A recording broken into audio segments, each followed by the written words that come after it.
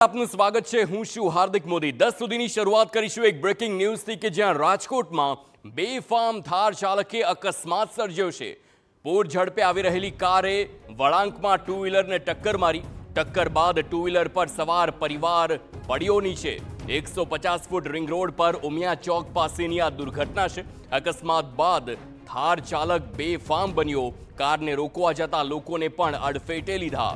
લોકોની ભીડ વચ્ચે નબીરો ઝડપથી કાર હંકારીને ફરાર થયો। નબીરાને લઈ સ્થાનિકોમાં રોષનો માહોલ જોવા મળી રહ્યો છે। તો કારને રોકવા જતા લોકોને પણ અડફેટે લીધા। એ પ્રકારના અનેક જે પ્રકારની આ ઘટના સામે આવી છે। સંવાદદાતા મોહિત ભટ્ટ ફોન લાઈન પર। મોહિત, એક થાર ચાલક સીસીટીવીમાં દેખાઈ રહ્યો છે, બેફામ છે, તે રોકાતો નથી, શું વધુ વિગતો મળી રહી છે? હાર્દિક, રાજકોટના 150 ફૂટ રિંગ રોડ પર આવેલા ઉમિયા ચોકની આ ઘટના છે કે જ્યાં દ્રશ્યો છે તેમાં સ્પષ્ટપણે જોઈ શકાય છે કે એક બેફામ થાર કાર ચાલક છે તે ત્યાંથી પસાર થાય છે અને એક જે ટુ વ્હીલર છે તેમાં એક પતિ પત્ની અને તેમનું બાળક છે તે પસાર થઈ રહ્યા હતા। તે દરમિયાન જ અચાનક જ તેને અડફેટે લે છે। અકસ્માત સર્જ્યા બાદ તે આ થાર ચાલક છે ત્યાંથી ફરાર થવાની કોશિશ કરે છે।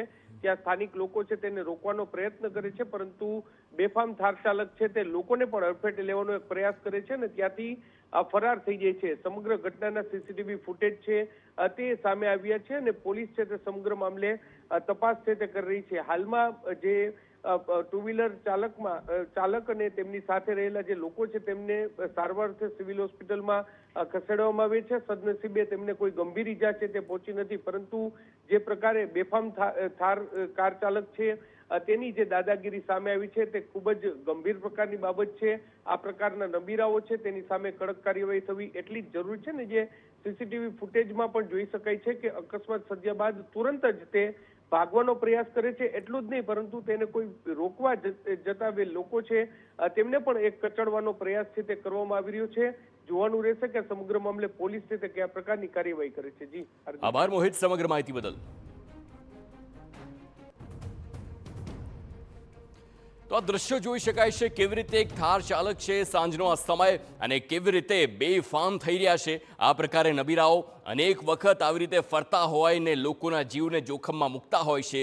એ કાળજું કંપાવી દે તેવા દ્રશ્યો અગાઉ અમદાવાદથી એ તથ્ય પટેલ વખતે પણ જોવા મળ્યા, વડોદરાથી પણ જોવા મળ્યા કે આ પ્રકારે એ નબીરાઓ આવે છે, નશીલા પદાર્થનું સેવન કરતા હોય છે ને ત્યારબાદ અનેકના ભોગ લઈ લે છે। હાલ આખી જે કેસ છે તેમાં આગળ વધુ તપાસ હાથ ધરવામાં આવશે।